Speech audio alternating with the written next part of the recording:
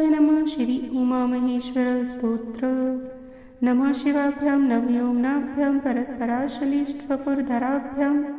नगेन्द्रकन्या वृषकेतनाभ्यां नमो नमः शंकर पार्वतीभ्यां नमः शिवाभ्यां सरस्वतो स्वाभ्यां नमस्कृताभीष्टवरप्रदाभ्यां नारायणेनार्चितपादुकाभ्यां नमो नमः शंकर पार्वतीभ्यां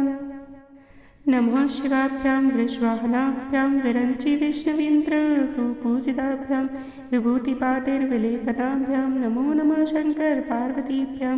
नमः शिवाभ्यां जगदीश्वराभ्यां जगत्पतिभ्यां जयविग्रहभ्यां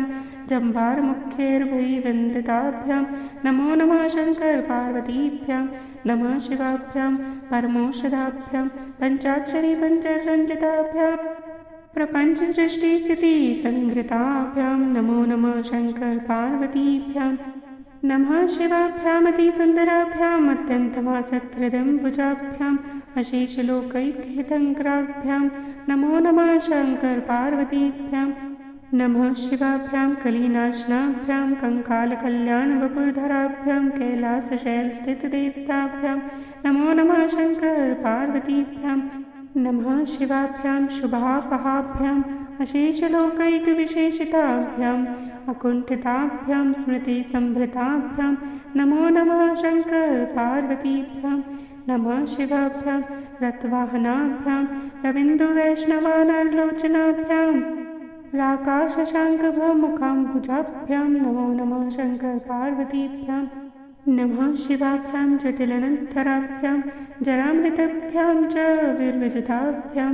जनार्दनोपजुक्तभवपूजिताभ्यां नमो नमः शंकर पार्वतीभ्यां